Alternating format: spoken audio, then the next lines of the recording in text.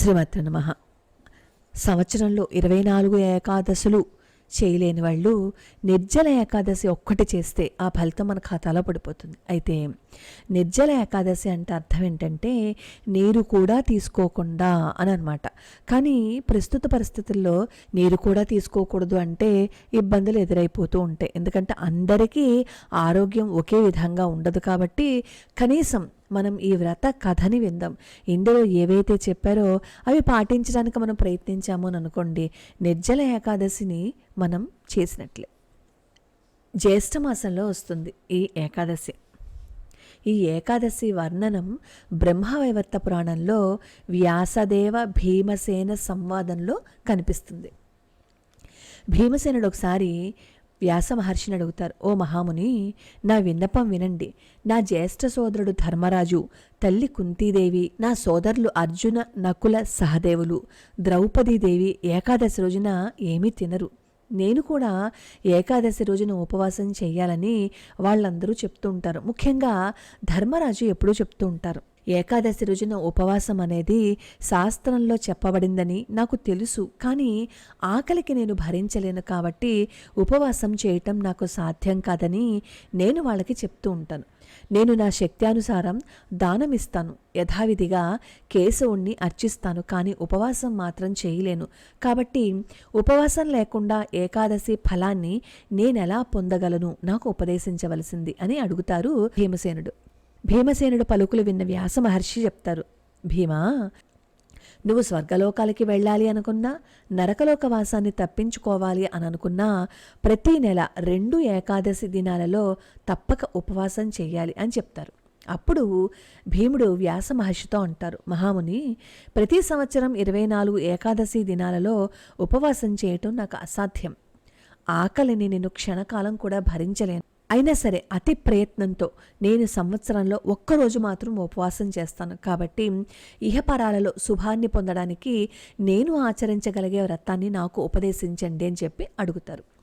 దానికి వ్యాస మహర్షి పలుకుతూ, రాజా, వేద నియమాలను గురించి, మానవుల కర్తవ్యాలను గురించి ఇదివరకు నువ్వు నా నుంచి విన్నావు. కానీ కలియుగంలో ప్రతి ఒక్కరూ నియమ నిబంధనలని పాటించలేరు. కాబట్టి మహోన్నత ఫలితాలను సాధించగలిగే ఉదాత్తమైన పద్ధతిని నేను నీకు చెప్తాను.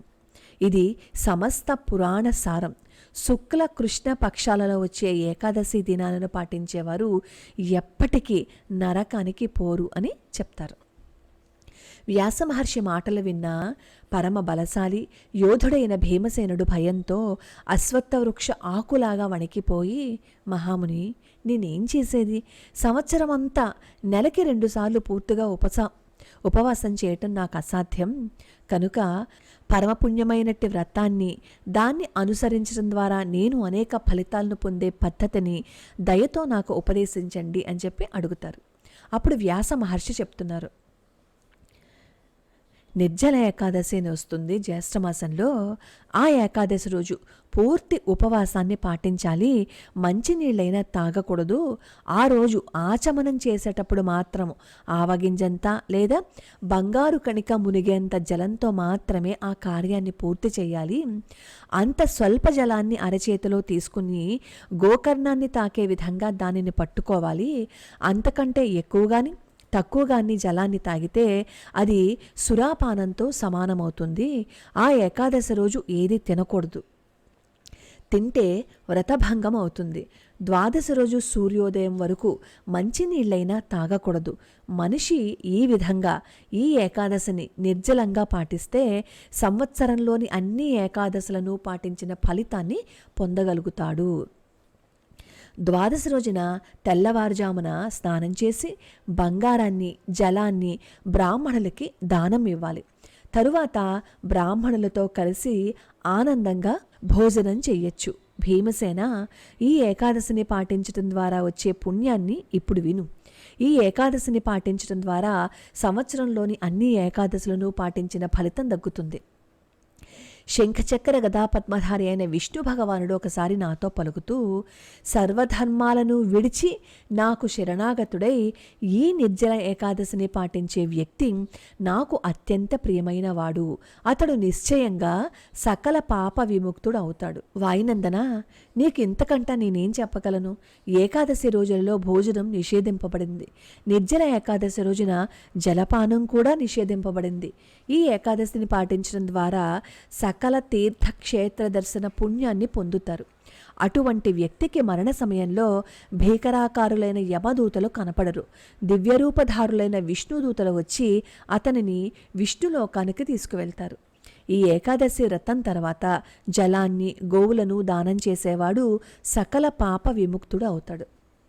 వ్యాసమహర్షి చెప్పిందాన్ని మిగిలిన పాండవులు కూడా ఈ ఏకాదశి మహిమను విని దానిని శ్రద్ధతో పాటించాలని దృఢంగా నిశ్చయించుకుంటారు. ఆ రోజు నుంచి భీమసేనుడు నిర్జల ఏకాదశిని పాటించటం ప్రారంభించారు. అందువల్లే ఇది పాండవ నిర్జల ఏకాదశి లేదా భీమసేన ఏకాదశి అని ప్రసిద్ధి చెందింది. ఈ ఏకాదశిని పాటించడం ద్వారా సుమేరు పర్వతమంతటి లేదా మందర పర్వతమంటి పాపమైన భస్మమైపోతుంది. రాజా, ఈ నిర్జల ఏకాదశి రోజు చేసే తీర్థస్నానం, దానం, వేద మంత్రోచ్చారణం, యజ్ఞ నిర్వహణం వంటి పుణ్యకార్యాలు నశింపు లేనివిగా అవుతాయి అని శ్రీకృష్ణుడే ప్రకటించాడు. ఈ ఏకాదశి మహిమను భక్తితో చదివేవారు లేదా విన్నవాళ్ళు వైకుంఠలోకానికి వెళ్తారు. సూర్యగ్రహణ సమయంలో పితృతర్పణాల ద్వారా లభించే ఫలం కేవలం ఈ ఏకాదశి మహిమను వినడం చేత కలుగుతుంది అని చెప్పారు. చూసారా, నిర్జల ఏకాదశి రోజున ఎంత కఠిన ఉపవాసం ఉండాలి అని చెప్పారో చేయలేని వాళ్ళకి మార్గం కూడా చూపించేశారు. కాబట్టి నిర్జల ఏకాదశి రోజున మంచినీళ్లు కూడా తాగద్దు అని అన్నారు కదా అని మంచినీళ్లు కూడా తాగడం మానేకండి. మన శక్తి అనుసారం ఏది ఎంతవరకు చేయగలమో అంతవరకు చేయండి. ఒక పక్క నుంచి అందరినీ తిట్టుకుంటూ, అందరినీ ద్వేషిస్తూ, అందరి గురించి అసహ్యంగా మాట్లాడుతూ, ధర్మాన్ని తప్పి నీతిని అనుసరించకుండా, న్యాయాన్ని పాటించకుండా మనం ఎంత భగవత్ పూజ చేసినా అది వ్యర్థమే.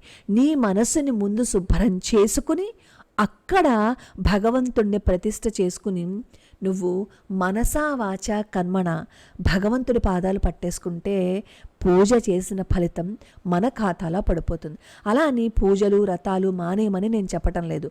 మన శక్తి కొలది, మన శక్తిని అనుసరించి మన శరీరం సహకరించినంత మేరకు మనం అన్నింటినీ చెయ్యాలి.